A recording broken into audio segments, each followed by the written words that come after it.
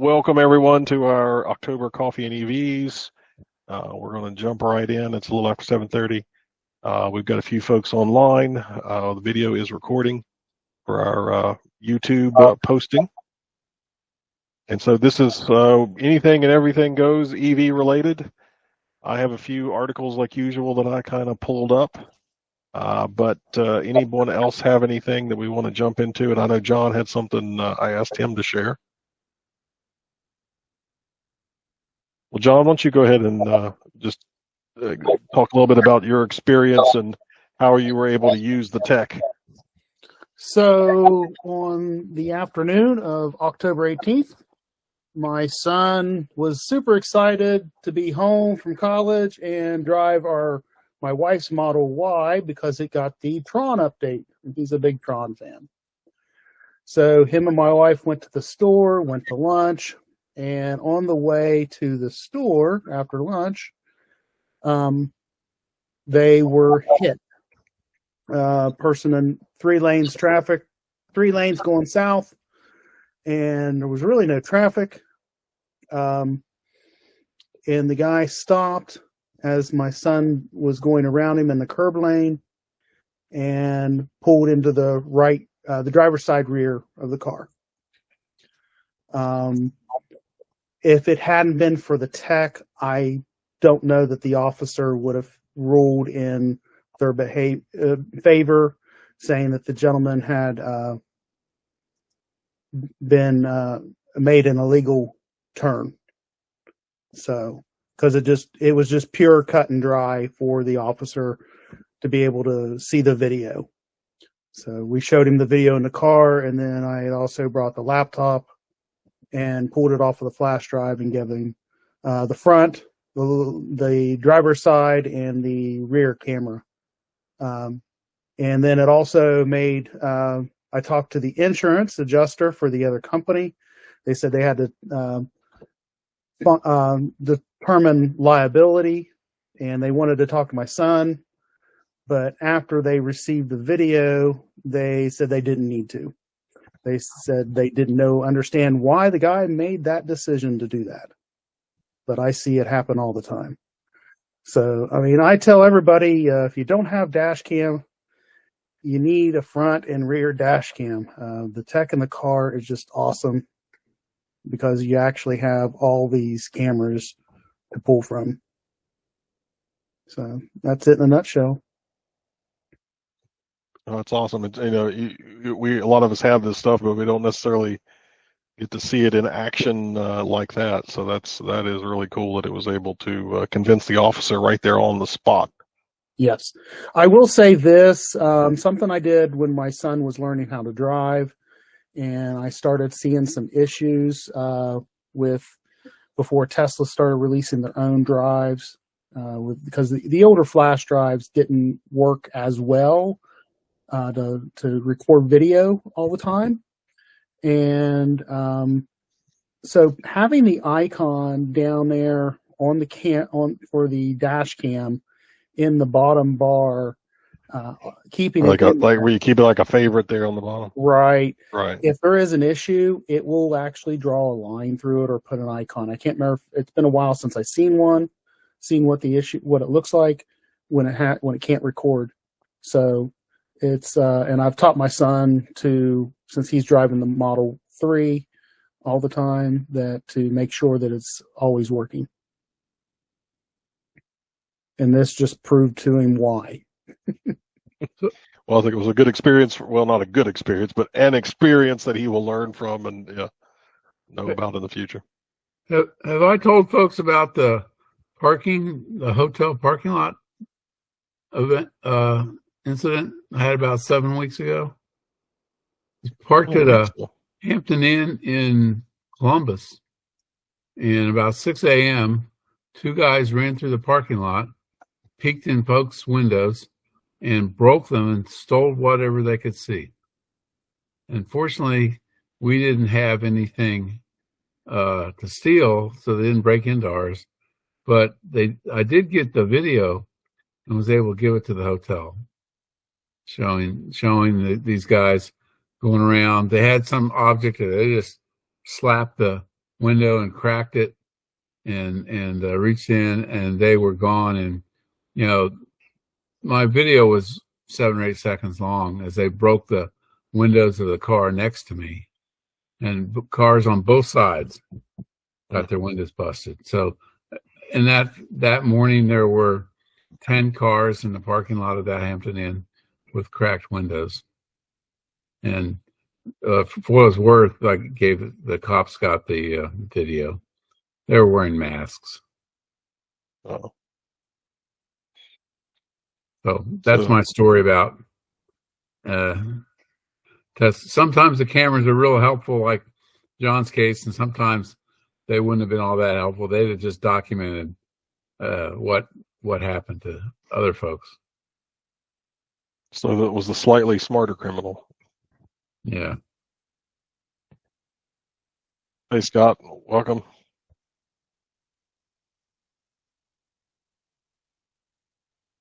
Scott, you're muted. Looks like he's in the car. Yeah. All right. Let's see here. Share. I had just a couple of things. I'll throw these up here. Yeah, I finally got unmuted. I don't usually do this. Sue's driving home from a STEM talk that I went to. Jason Gross from WVU was talking about robots in areas that, navigation of them where you don't have GPS. It's kind of interesting. Go ahead, Robert. Sorry to interrupt. No, it's okay. I just said a couple selection of things that's happened relatively recently. I don't know if everybody saw this, but there was a new speed record for land, I guess, production land vehicles that's now owned by an electric vehicle. The Bugatti Chiron was previously the fastest production car at just a hair over, right around 300 miles an hour.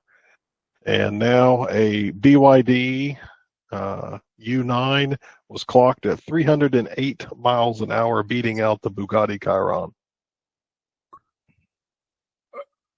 Are they really production cars? Either the Bugatti or this. I mean, they're hand built. Yeah, production is kind of a flexible term. Like when you're building just very few. Yeah. Yeah, but the Bugatti, I think, is like a $2 million car. So pretty expensive. It's pretty fast. Yeah, that's pretty fast.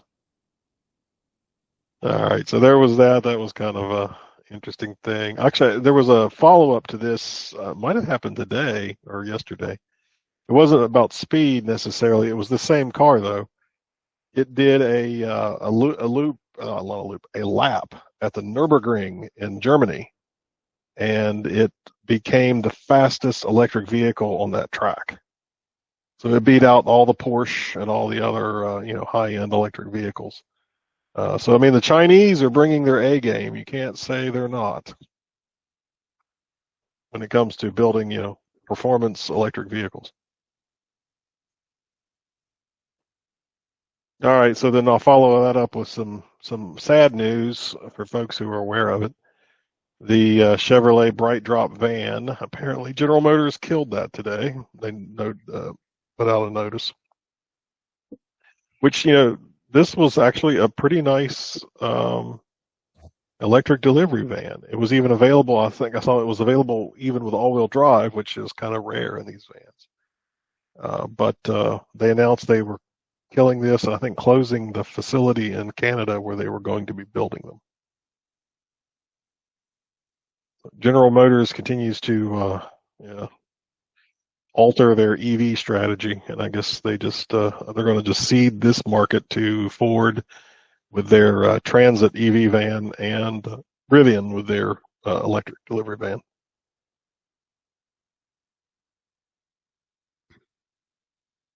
All right. I always think that this when they do construction equipment as an electric vehicle, I always think that's cool. So Volvo is starting to deliver some like heavy duty electric loaders that are all electric. So your construction site might not be quite as noisy and polluted with diesel fumes here in the not too distant future, hopefully.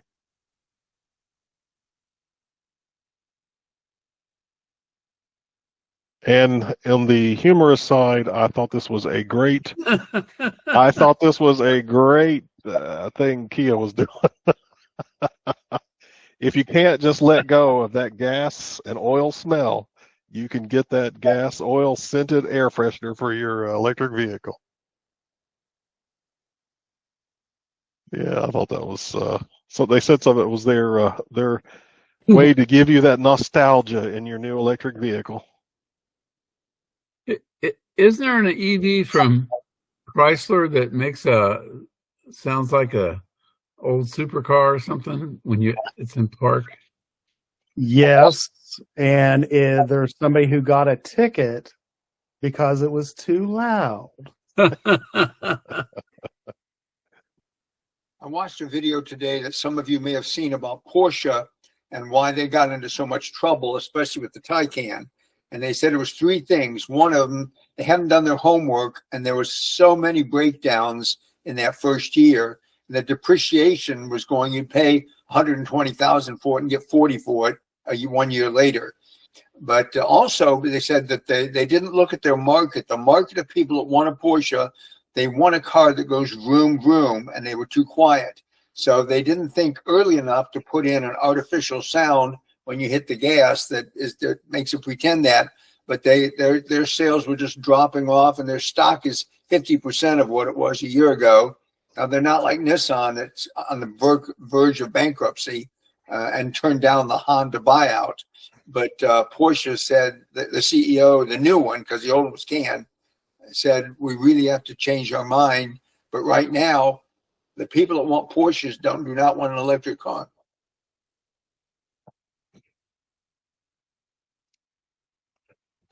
Well, there's also, I was thinking, speaking of performance cars to make sounds, I mean, Rick, the Ioniq 5N, the N model has the artificial sound generator, and I think, that's a lot of the reviews I read about that car.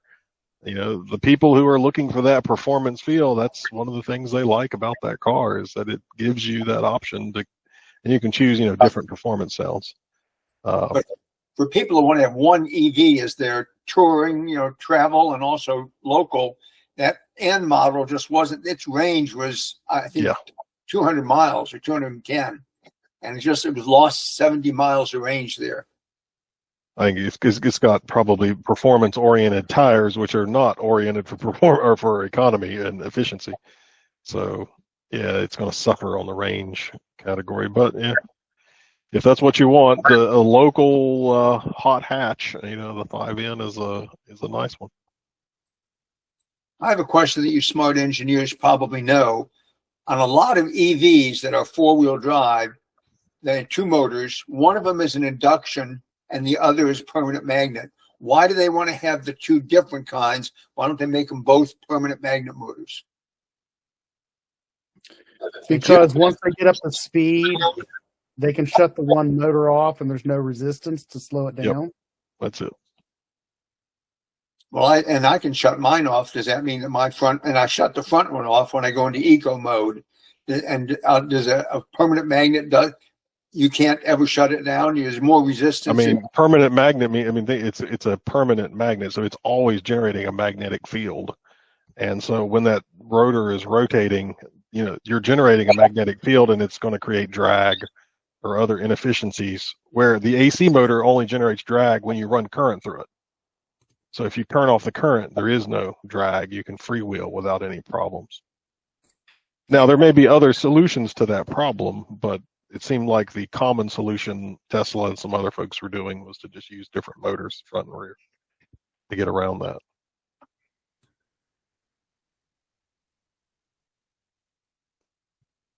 And, with the rare earth thing too, that was, I think, another factor is AC motors, you don't get into some of the rare earth problems and with the rare earth magnets that you have in permanent magnet motors. So it made the motors a little cheaper also.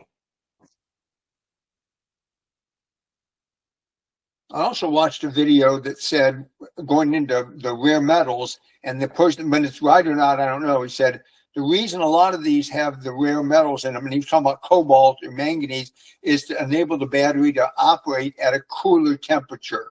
So that, and when they've gotten better ways of cooling, they don't need to put those rare earths that we don't have a lot of in the battery. I don't know if that's true or not, but that's just what this guy said. That, of course, the whole reason for putting those in was to enable the battery to run cooler, but now we can cool it by, different patterns of running fluid through it, different chillers. Well, and then it just gets into some, and because batteries don't have rare earth in them. That's when you talk about strictly rare earth, that's in the motors, like the magnet material, like neodymium and some of those materials that are hard to get from China. But the term, I think the more accurate term is to say critical minerals. So things like cobalt and nickel and things like that, those become critical minerals because a lot of them come from one place, and like cobalt from Democratic Republic of Congo, there may be issues with getting that mineral, so they become critical minerals for some things, but they're not technically rare earths. Rare earth, gotcha. But I never believed it was a cooling thing. I think it was always an energy density thing. It's energy density and it's life. It's life cycles. Yeah, cycle life. Yeah, that's and LFP loses on energy density, but it wins out on life cycle by a factor of 4 or 5. So I think you're going to see more and more. Plus, LFP batteries are a lot cheaper. As the energy density improves, you're going to see more and more LFP batteries. Plus, you don't have an 80% limit. You can take it to 100%. Yep. Every time. So, well, and you get around. You don't need those more expensive critical minerals like cobalt and nickel and. I think the real difficulty is with LFP batteries is low temperature performance. If the battery gets below a certain temperature, it just won't work at all. Well, that's the iron ones that becomes an issue with low temperature for charging. Yeah. You spend a lot more energy to heat the battery pack up so it'll take that charge. Well, although I think later generations of LFP have improved on that design issue. Having not charged up at night when I was at the Grand Canyon and it was snowing last year, let me assure you that the MCA batteries don't charge fast at all either. Yeah, it took an hour and a half to charge my car up because I didn't charge it the night before when the battery was warm. When we're in Wisconsin at Sue's dad and charging off of his porch, and the car is covered with snow, and it's gotten down around 0. Yeah. It struggles to gain any percentage off 120 over several, it could be a day or more. Is it trying to stay warm enough to keep the battery warm enough to bring any charge in? Yeah, and I know what you're saying, Marty. I did that one time in Charleston. I didn't charge the night before, and this was just in Charleston. And the temperature only dropped into I think it was probably somewhere in the 30s. So it wasn't super cold. But then I went over to the supercharger on the boulevard early in the morning, and it's 32 degrees outside, and it's still it's like oh, this is going to take a little while. Should have done this last night when the car was warm. It was snowing. I had my shoes off. I just didn't want to go outside and move the car over to the level 2 plug. I just was lazy. I was on vacation. All right. Well, we're 7:53. Anybody else have any things we want to bring up? Teach me one more thing. I know the Ionic guy drove the Ionic till it said 0. And he got 24 more miles, which is 10%. I thought the battery management systems in most of these cars, they don't charge you 100% of its capacity. They charge you what they've defined as 100. And you can, if you're doing it at 100 at level 1, you can go to 100 every time you do it, every other night. Is that wrong? I thought that if they have a large enough buffer, and they're not filling to 100, and all the damage that occurs when you fill to 100 is eliminated. No, I mean, no, I mean, yes, you're right that the 0 isn't 0 and 100 isn't 100. There is some buffer at the top and the bottom. So you got some safety margin there, but still, it's not that it's being charged to 100. It's just being charged to a high state of charge. You know, whether that's literally 100 or 97 or 93 or whatever it is, it's a higher state of charge. If it sits at a high state of charge for longer periods of time, especially when it's hot, then it's subject to more degradation over time. But there is buffer, on the top and the bottom, pretty much all these vehicles. And depending on who makes it, that buffer is bigger or smaller. I think Tesla runs with smaller buffers, but other manufacturers include larger buffers. Yeah, I don't think it's something you should do very often. No, not on NC. The other thing is chemistry. Like we were just LFP batteries, you can take to 100. You actually have to take them to 100 periodically, because it needs to see 100 to get the battery calibration properly. Now, the other part of that coin, though, as you just said, is you can't leave it at that state of charge for a long time. So when I go on a long trip, like to the ocean, I do it at 100, knowing it's going to be done at 9 in the morning, and we're leaving at 10 in the morning. And that's fine. Keep it up and just take off and drive. But bringing it to 100, I haven't noticed any difference in range whatsoever. No, I mean, that's what you're doing is fine. It's people who want to charge to 100 and let it sit for a few days. In the Arizona heat or something, you don't want to be doing that. Gotcha. So that's why your daily charge limit. I've been setting my car, because my daily miles are relatively few. I've been setting my charge limit to 50%. So I never, during my daily drives around here, I just leave it on 50 and, drive it down to 30 and then charge it back to 50. So it's sitting at a low state of charge or middle state of charge most of the time. But if I'm going on a trip and I want 90 or 100%, I'll charge it up to that. But it depends on your drive. I mean, if you have a long commute, you need to charge it to whatever you need for that day. But anything you can do to try to keep the battery, especially NCA, NCM chemistries, they want to be around that 50% ballpark. So if you can run 60 to 40, 30 to 70, in that kind of a range, it will like it. But again, we're talking probably small degrees of degradation. If you can save 2% degradation over 6 years, is it worth it? I mean, only you can answer that question. I've still been nervous. I know that the Beckley is 98 miles from my house, and that should be 50. I should be able to take off at 50% and get to Beckley with 10% and then charge faster. But I've still been a little scared to, how close can I come to being down at 10? Yeah, I'm with you, Rick. I don't like to run it that close. I like to arrive more like, give me 20%. It gives me some buffer. Yes, you can do that. I mean, I watched that Kyle Connor guy pull in with 0 several times, and there was one time he pulls in, the car dies like 10 feet from the charger, and he has to get out and push it. Yeah, that's not what you want to be doing. That's not what you want to do. Yeah, Eric, plus it's not good for we were just talking about 100%, running it down that low isn't good for the battery either. So, we don't want to be doing that. There's a guy that has a YouTube channel called News Coolum, and he's run that bolt down to 0 a number of times. I don't think he's ever had to get towed, but it says when he gets there, he calculates and he trusts the bolt, and he has enough experience to just get there.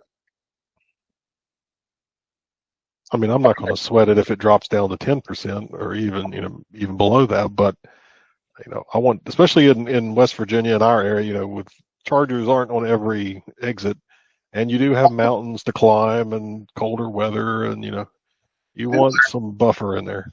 I do it differently if I'm coming home too, because I know it's not blocked, broken, or busy. So I'll run down 4%, knowing I'm going to get to my house.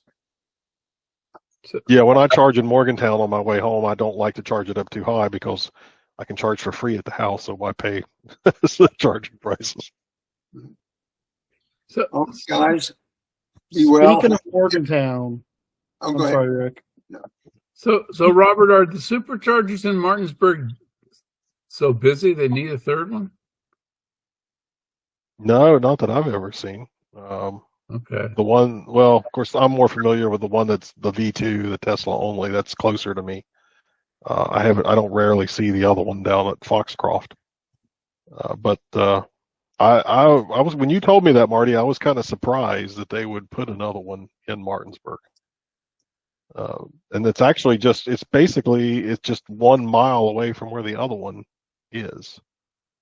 So They're on opposite sides of the freeway. oh, no, right? it's not even a mile. That's right. It's not even a mile. It's probably a half a mile, if that. So they're, just on either side of the interstate, same exit. And so you'll have 2 8-stall superchargers just across from each other. But they've done that in several places. But generally, it's where they have a V2 and they want to add a V3. But in this case, it'll be 2 V3s just across the interstate from each other. Well, actually, it might be a V4. Marty, did you say that was a V4? Yeah, I think it'll be a V3.5. 3.5. Yeah. Okay. Yeah, it'll have the V4 dispensers, but it won't have the megawatt back end. Yeah. Well, maybe that was it. Maybe they wanted to have the new stalls where you could pay with a credit card or your phone and not have to have the Tesla app and all that like you do on the V3s. Yeah. I tell you, it's pretty handy just to pull out your credit card. I charge with those Ionas, and you just hold your credit card up and it starts charging. It's almost as good as plug and charge. Rivian Adventure Network the same way. Started every time within a second. Plug it in and it tells you plug in, put your credit card here. The next thing I hear is charging has started. I will say I had my first supercharger problem at Morgantown. At the V3 in Morgantown, the very last stall.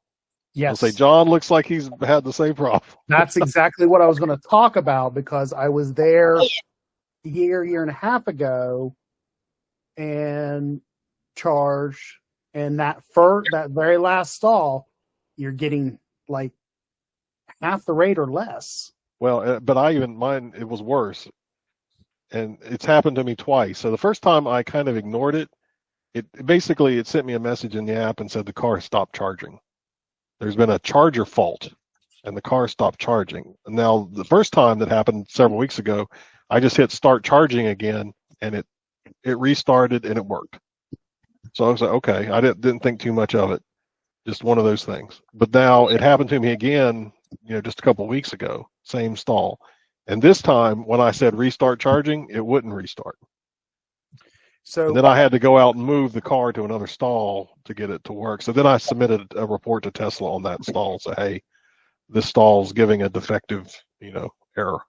I've reported it before and nothing's been done since, unless they fixed it and then it's cropped up again. But if I pull into, I've gotten a habit when I road trip that if I pull in and I know based upon the state of charge I'm at, what I should be getting rate wise, and if I'm not getting that, I'm changing stalls.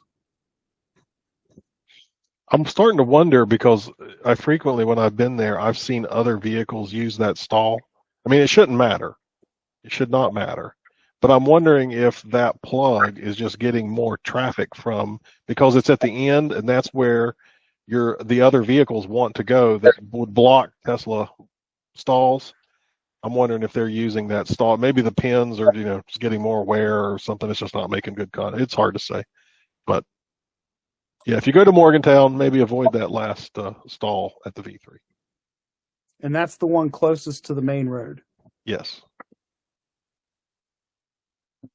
All right, guys. It is 8:03. Thanks for joining. And great talk to everyone. We will see you next month. Okay, next month we're changing up. So for those who missed that at the beginning, it's not going to be normal time. We're going to do it December 9th, and I'll send that in the email. Okay.